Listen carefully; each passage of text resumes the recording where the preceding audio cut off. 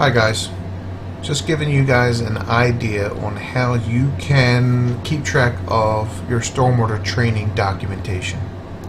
The state has recently updated their permit, and part of that permit, as you see here on the stormwater training page of the DEP, asking the right questions in stormwater review. This training tool is required to be completed by board members and governing body members by July 1st, 2018. How do you do this and keep track of it without physically doing the training yourself?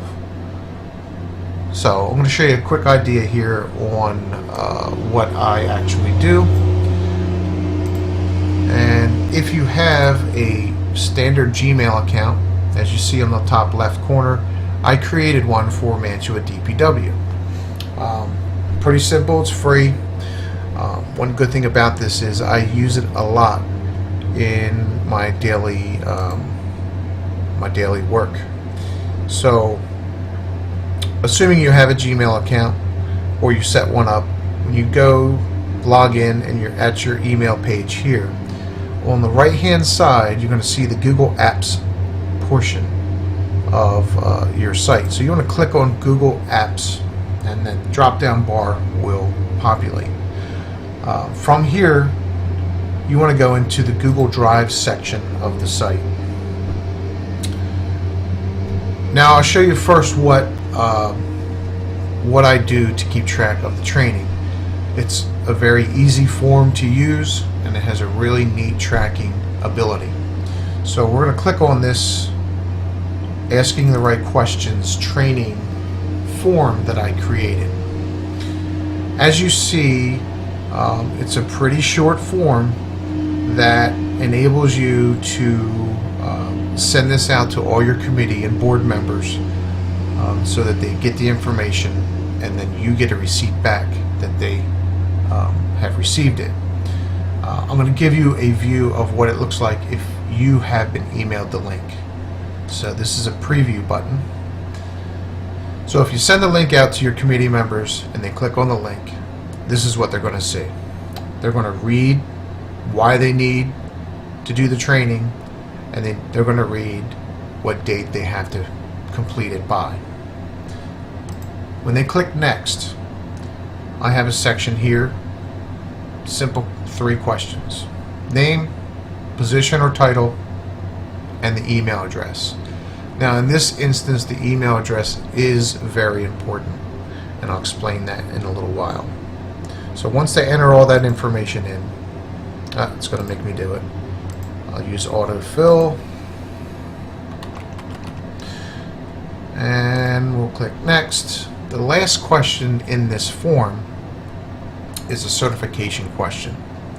As you see in front of you, by clicking this box, they're basically certifying that they are going to watch the training video. Now, they don't get the link until they complete this form. Once they hit submit on this button right here, they're going to get an email that shows them the link so that they can actually take the training class. And I'm going to open up my email here, and I just received it. It's pretty quick. Sometimes it takes a little while, but we're going to open this email up, and this is what the person completing the form will see. Pretty simple. I suggest using Internet Explorer. I've had some problems with Google Chrome on this. So they're going to click this and it's going to send them to the training page. Now because I already watched it, it's asking me to resume. Apparently the training site records your IP address so it knows when you log back in. So if they didn't watch it, this is what they're going to first see. It's a pretty lengthy training, 40-45 minutes. It's a little too long if you ask me. But anyhow, you do have the option to move forward at your own pace. So you could possibly get it done in less time. Okay. So, how did I create that page? Well, basically in the Google Apps section of the site, let me just get out of this totally. Go back into the Drive section. This is the Google Drive section. If you click on My Drive and you scroll down, there's a lot of different things that can be used in the Google Apps. Go to the More section. Slide over to Google Forms. Now they do have options of a blank form or a template. I'm just going to start off with a blank form. Not hard to do. How to create a form in Google Docs. It's not going to be pretty, guys. I'm just going to roll through this real quick. As your heading, you can put a little description down here if you wish. Here you have the option to change what type of thing you're asking for. Short answer. Enter your name. You can make it required. To add another window, you just hit the plus button. Let's go with another short answer. Enter your position.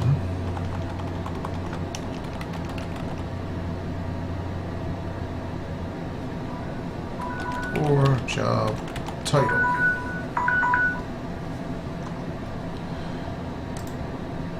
You also can require that. Basic idea is you have to get in here and fool around with it a little bit. Search YouTube, search Google Docs, how to set a form up. There are videos out there that will guide you through this process. One thing, once you complete your form, there's some add-ons. There's settings. Let's see here.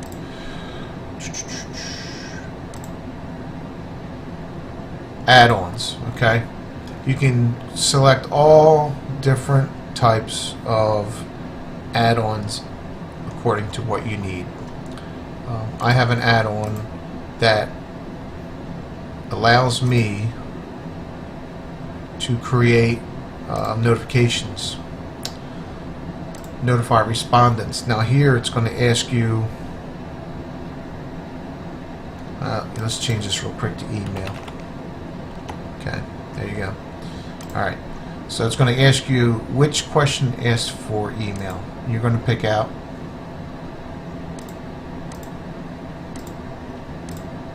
first once it's saved.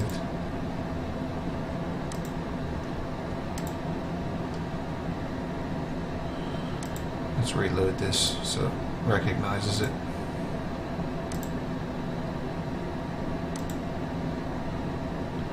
Okay, so you're going to pick, we're going to pick email. So it knows what email to send this notification to. In this email, you can change the title to Stormwater Training, etc. Whatever you want to do. In here, you can add the link to the training site. This is how, and then you can click save. This way, when somebody completes the form, they're going to get an automatic email with the link to the training site. You could put the link inside the form, but I find it might be a little bit difficult. You're dealing with a lot of people who may not be internet savvy. They would actually have to go back to the form to finish filling the form out and submitting it. If you do it this way, they fill the form out first, then they get the link, and you have the information needed when the DEP inspector comes knocking at your door. If anybody has any questions, reach out to me. Be glad to help you out the best I can. Thanks. The other neat thing about this form is the fact that it records who filled the form out.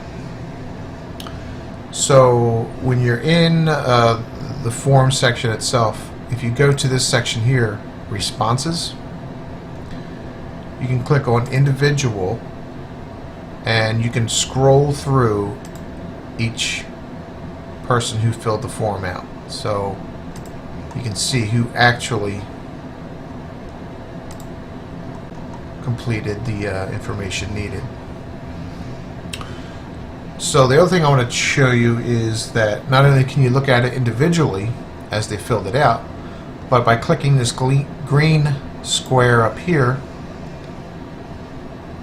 it actually creates an Excel form. So you can actually look at who did the training. I'm in there twice because of the video that I'm making now. But anyway, you can the date, the time, person's name, who they are, email address, and so on.